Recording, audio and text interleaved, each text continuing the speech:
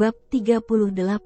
Qiu Sui maju, dan dengan hormat, dia dengan tegas menyatakan, "Nyonya, setelah Anda pergi, Yang Mulia mulai membangun tempat ini, dan setelah lebih dari 2 tahun, akhirnya selesai." Banyak pelayan berlutut di tanah dan bersujud saat melihat Chu Qiao tiba.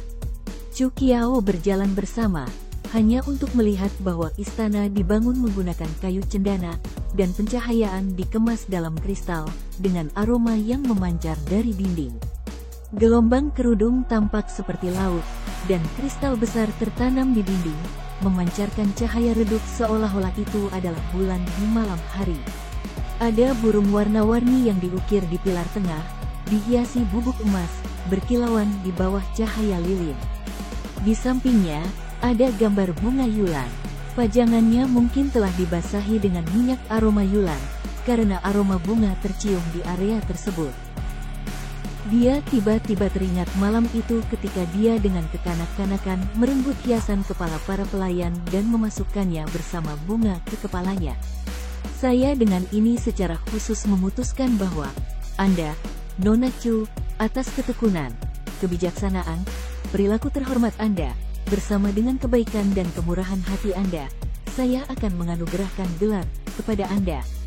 Semoga Anda diberkati selamanya." Di bawah skrip itu, ada tanda stempel Xiao Che, dan hanya judulnya saja yang tidak diisi.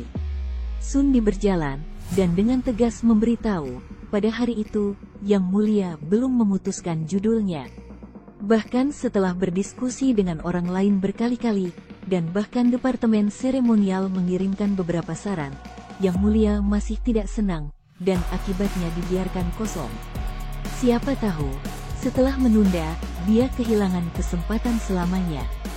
Chu Qiao diam-diam berdiri di sana, dan cahaya dengan lembut menyinari wajahnya yang pucat.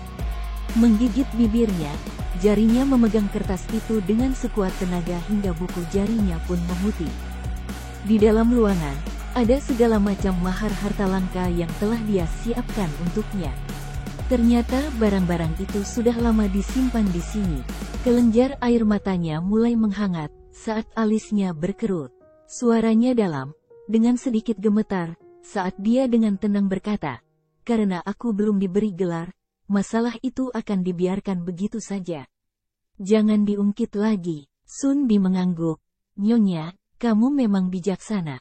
Ini sudah cukup larut. Silakan istirahat, bawahan ini akan pergi dulu." Saat dia menyelesaikan kalimatnya, dia pergi. Pintu merah marun terbanting menutup. Ledakan itu tampak seperti guntur di kejauhan yang menggelinding melewati lantai mansion. Mei Xiang berjalan dengan sepucuk surat di tangannya sambil mengerutkan kening. "Nona, Tuan Yuan mengirim surat lagi." Ekspresi Chu Qiao melembut. Menerima surat itu, dia mengepalkannya tetapi tidak membuka untuk membaca isinya.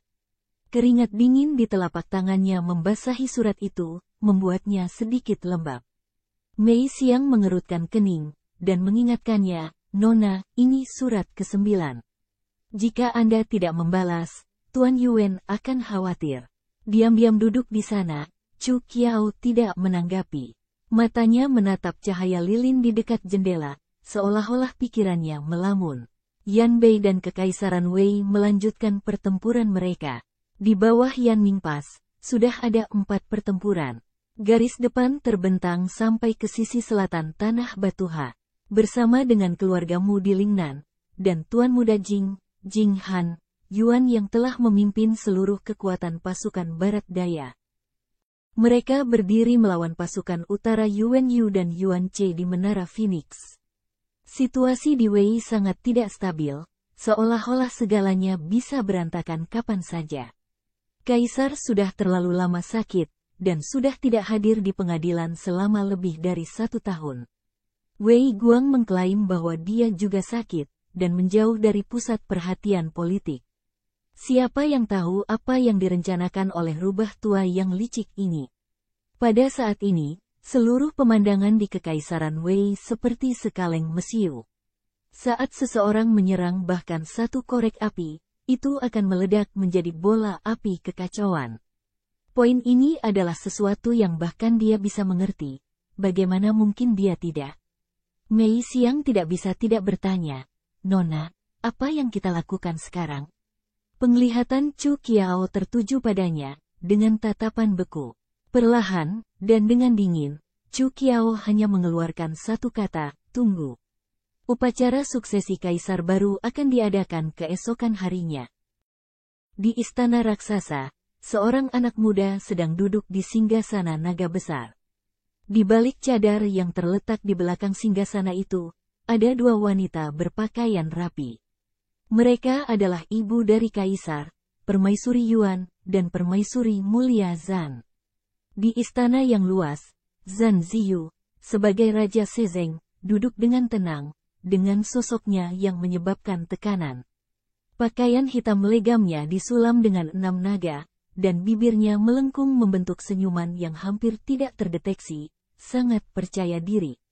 Karena Xiao Ce tidak pernah menyatakan permaisurinya, dan dia tidak memiliki saudara kandung, bersama dengan fakta bahwa kematiannya terlalu mendadak dan bahkan permaisuri sebelumnya telah meninggal, tidak ada pilihan lain selain mengangkat putra tertua Li Xiuyi sebagai kaisar. Ibu dari putra tertua, Lady Yuan, berasal dari kelas terendah dan tidak dinilai memiliki darah bangsawan biru yang sepenuhnya membuatnya memenuhi syarat untuk mendengarkan pengadilan pagi. Dengan demikian, Lady Ming menjadi ibu tiri kaisar muda, dan akan mengawasi pengadilan pagi. Kaisar baru berumur 6 tahun. Dengan kedua wanita itu mendengarkan masalah-masalah nasional, semakin jelas bahwa orang lain telah memegang otoritas yang sebenarnya. Permaisuri Yuan tidak memiliki keluarga, jadi seluruh kekuasaan berada di tangan Zan bersaudara yang telah diasingkan keluar kekaisaran Tang sebelumnya. Perubahan dalam politik begitu cepat dan dahsyat, seperti arus bawah laut yang dalam. Orang tidak pernah bisa melihat mereka datang, namun mereka cepat dan mematikan. Bawahan setia kaisar sebelumnya tidak diragukan lagi ditekan. Sebagian besar dari mereka dikurung oleh pengadilan dan diselidiki karena dicurigai membantu Raja Luo selama pemberontakan. Semua pelayan yang berada di sisi Xiao Ce pada hari kematiannya dipenggal, dan semua wanita di harem diusir dari istana dan dipaksa menjadi biarawati. Para penguasa baru telah menciptakan kehebohan, menyapu kekaisaran Liang seperti angin topan. Pedang kematian yang dingin tergantung pada sehelai rambut di atas seluruh kekaisaran Liang, dan siapapun yang berani menentang aturan baru akan diberikan kematian. Di bawah aturan yang kejam ini, banyak pejabat lama yang ragu-ragu berpindah pihak, dan bahkan setelah pengadilan pagi, mereka akan berkerumun di kediaman Raja Sezeng seperti sekawanan serigala. Apa yang mengejutkan Chu Qiao adalah bahwa dalam situasi seperti itu, orang pertama yang menonjol dan menentang ini adalah Penatua Liu yang telah berulang kali melawan Xiao Ce.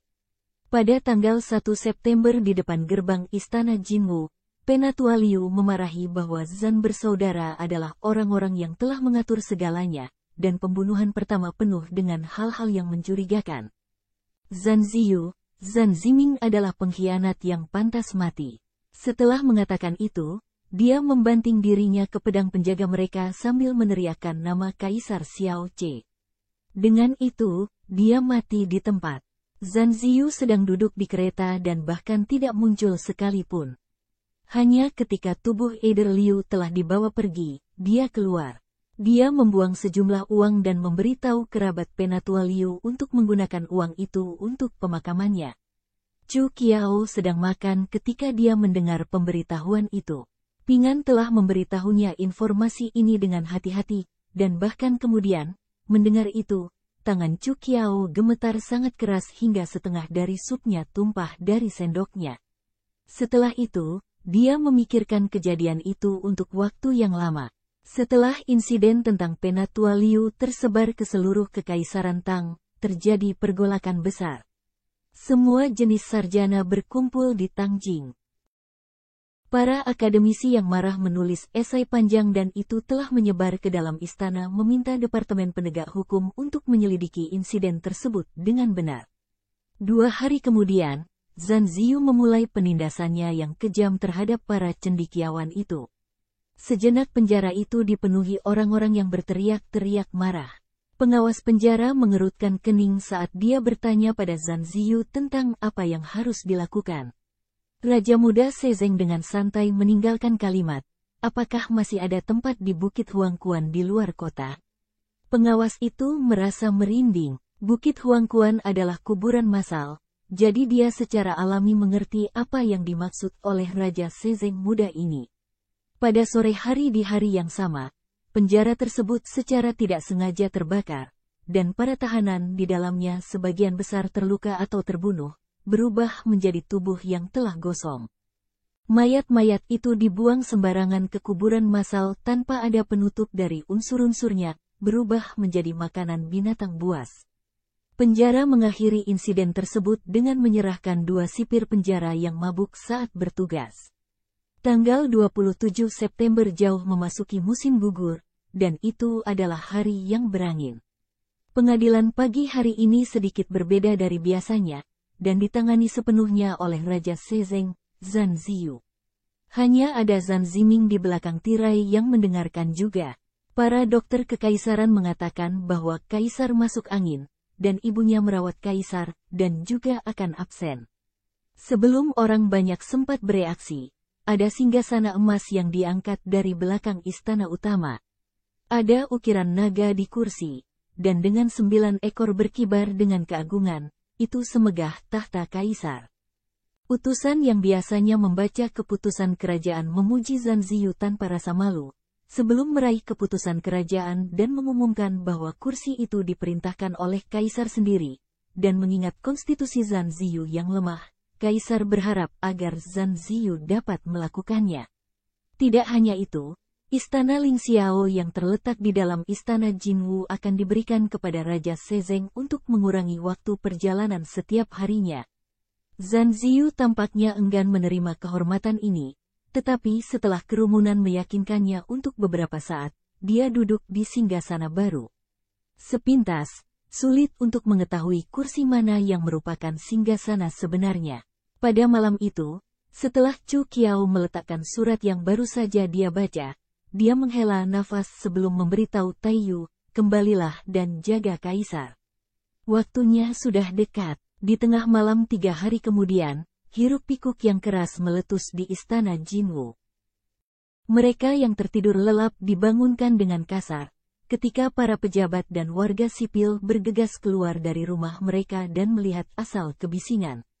Yang bisa mereka lihat hanyalah bahwa ke arah istana Jinwu, bahkan langit diwarnai oleh api merah terang, dengan suara pertempuran pecah hampir di mana-mana, dengan rintihan dan jeritan terdengar di mana-mana.